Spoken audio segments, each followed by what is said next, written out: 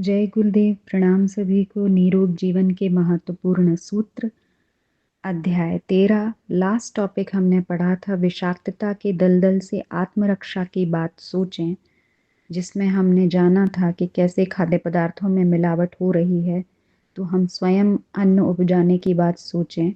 इसी श्रृंखला में आगे बढ़ते हैं। जल का महत्व भी समझें। पानी हमारे जीवन का आधार है। हवा हमारे जीवन के लिए जितनी महत्वपूर्ण है, पानी उससे किसी प्रकार कम नहीं। भोजन के बिना तो जीव जंतु, वृक्ष, वनस्पति कुछ दिनों तक जीवित रह सकते हैं, पर पानी के बिना नहीं, क्योंकि जीवधारियों के शरीर का अधिकांश भाग पानी का बना होता है। कोशाएं इसी के कारण निश्चित आकार प्रकार ग्रहण किए रहती हैं। यदि इस पानी से जरा भी कमी आई तो कोशाएं अपना आकार खो देंगी और अव्यवस्था उत्पन्न हो जाएगी। यह बिना मूल्य मिलता है, संसार में प्रचुर मात्रा में विद्यमान भी है। इससे कोई उसका महत्व नहीं समझता और उसकी स्वच्छता का तथा शरीर में पर्याप्त मात्रा पहुंचाने का भी ध्यान नहीं रखता, जबकि भोजन में भी अधिक जल द्वारा शरीर के पोषण का ध्यान रखा जाना चाहिए। हमारे शरीर में अधिकतम भाग जल है। प्रौढ़ शरीर में 67%, नवजात शिशु में 77% तथा भ्रूण में 97% जल होता है। हड्डियों का 22% और दांतों का 2% भाग जल है। हमारे शरीर के कुल जल का 5% भाग रक्त में सम्मिश्रित है। 35% भाग शरीर के अन्य अवयवों में संव्याप्त है।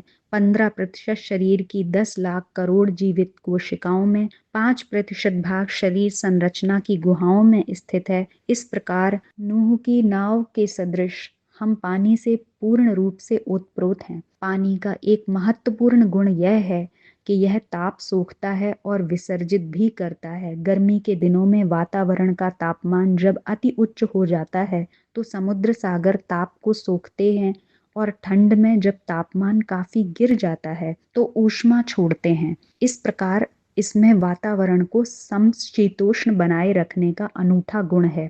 समुद्र तटीय क्षेत्रों का तापक्रम इसी कारण पूरे वर्ष एक सा बना रहता है। यही भूमिका शरीर जल शारीरिक तापमान को नियंत्रित रखने में निभाता है।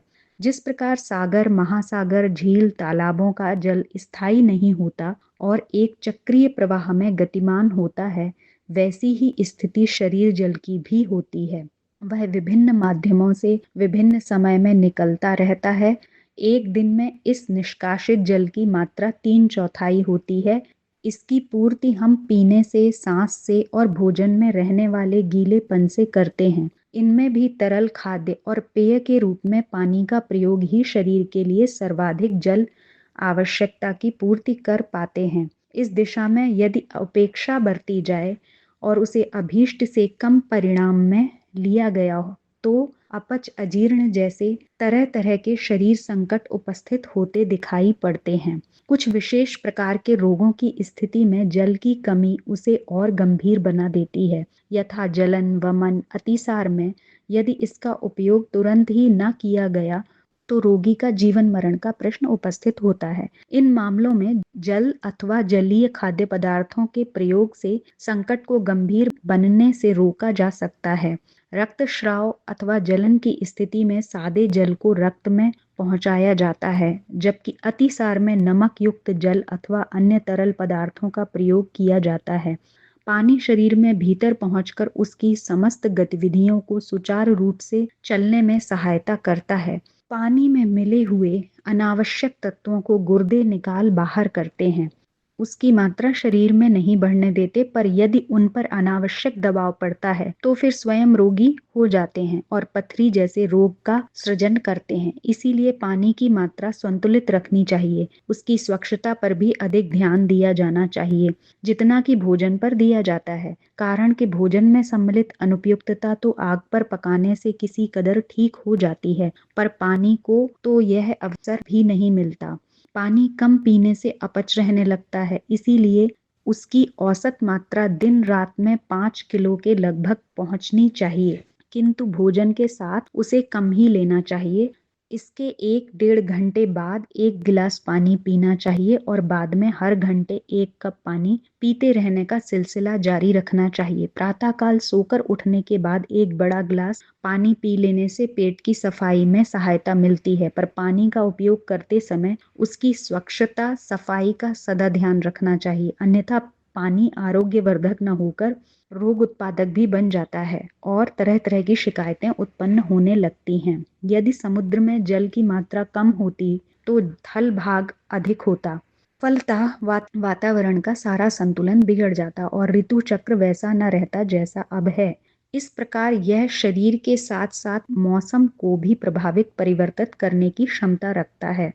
वाष्प एवं बादल के रूप में रहकर जल हमारे लिए एक प्रकार से कवच का काम करता है। इसी से हम सूर्य की प्रखरता तथा शीत की प्रचंडता से बच पाते हैं। चंद्रमा में इस प्रकार के बादलों का सर्वथा अभाव है, फलतः वहां का तापमान दिन में 212 डिग्री फ़ारेनहाइट व रात्रि में 294 डिग्री फ़ारेनहाइट तक पहुंच जाता है। इस भीषण आतप एवं शीत के कारण ही वहां कोई जीवन संभव नहीं है।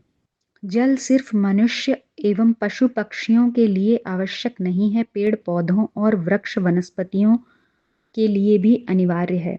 इनकी जड़ों द्वारा अवशोषित होकर यह टहनियों और फुनगियों तक पहुंचकर उन्हें पोषण प्रदान करता है। यदि जल नहीं होता तो प्राकृतिक सुंदरता हमें नहीं देखने को मिलती और सर्वत्र रेगिस्तान ही दिखाई पड़ते एवं उनमें भी कैक्टस स्तर के रेगिस्तानी पौधे ही उगते। संक्षेप में यह कहा जा सकता है कि जल प्राणियों व वनस्पतियों का जीवन है, उसके सहारे उनका क्रिया व्यापार चलता है। शांति और शीतलता ही नहीं, पवित्रता और सजीवता भी उसके गुण हैं। विकासवादियों के अनुसार सर्वप्रथम जल में ही जीवों की उत्पत्ति हुई, एक कोशिक रूप में विकसित होकर ये बहुकोशिक बने, फिर स्थल में इनका स्थानांतरण हुआ। इस प्रकार जीवन विकास के लिए यह जितना महत्वपूर्ण है, आगे के अस्तित्व को बनाए रखने के लिए भी उतना ही अनिवार्य है। इससे मनुष्य समेत अन्य प्राणियों का स्वास्थ्य संतुलित नियंत्रित बना रहता है। इस तथ्य को समझते हुए उसके आवश्यक परिणाम का उपयोग दैनिक जीवन में प्रत्येक को करते रहना चाहिए। पानीयम प्राणिनाम प्राणः, जल को अमृत कहा गया है। जीवन रक्षक तत्वों में वायु के बाद जल का सर्वाधिक महत्वपूर्ण तत्व है।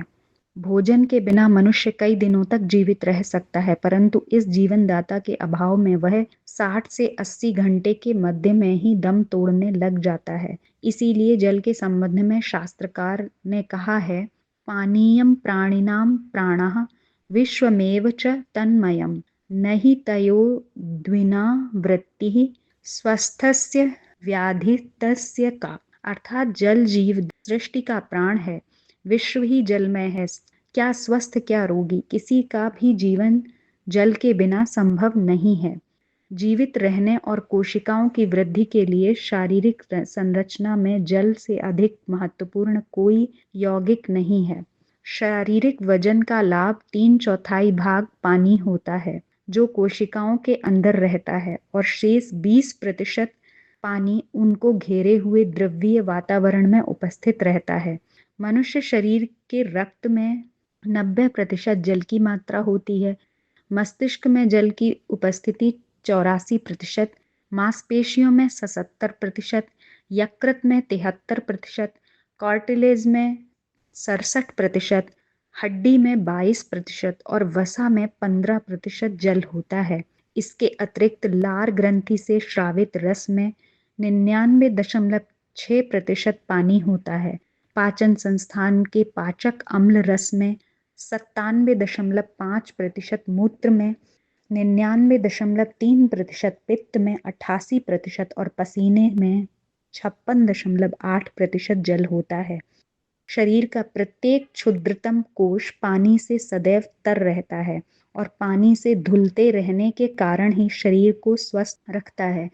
शारीरिक द्रव में कुछ की संरचना में स्थायित्व होता है, जैसे रक्त, प्लाज्मा, लिम्फ, सेरिब्रोस्पाइनल फ्लूइड, परंतु स्वेद, लार, पाचक रस और मूत्र जैसे द्रवीय यौगिकों की संरचना बदलती रहती है। इस परिवर्तन में जल की कमी वेशी का प्रमुख योगदान होता है।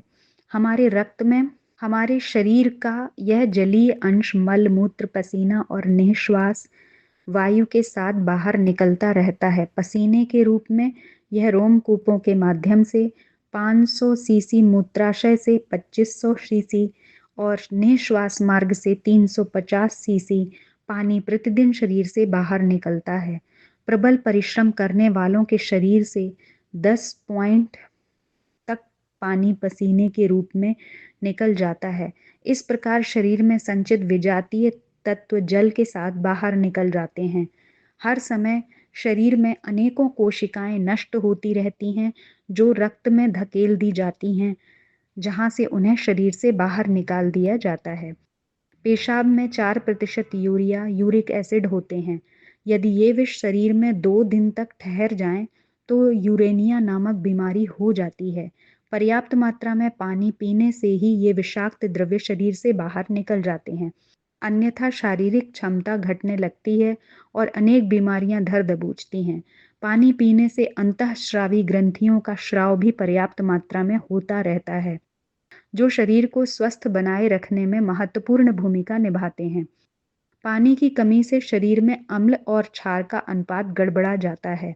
जलीय माध्यम होने के कारण शरीर के अंदर के अंतः वातावरण की समरूपता स्थिर रह पाती है। शरीर का होम्योस्टेटिस तापमान, नमक सांद्रण भोज्य पदार्थों और ऑक्सीजन का स्थायित्व आदि जलीय अंश की उपस्थिति में ही स्थिर रह सकता है। आयुर्वेद में जल को एक विश्वसनीय औषधि कहा गया है। जल रोगनाशक है, विश्व भेषज है और जल जीवन को बनाए रखने के लिए एक आवश्यक तत्व है। इसकी महत्ता को समझा जाना चाहिए।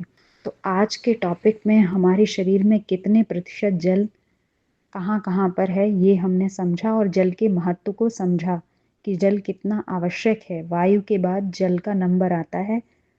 अगर हमें पर्याप्त मात्रा में जल ना मिले तो हम जीवित नहीं रह सकते। 60 से 72 घंटे तक रह सकते हैं, बट उसके बाद हमें जल की आवश्यकता होती ही है। तो उससे ज़्यादा हम जल के बिना जीवित नहीं रह पाते हैं।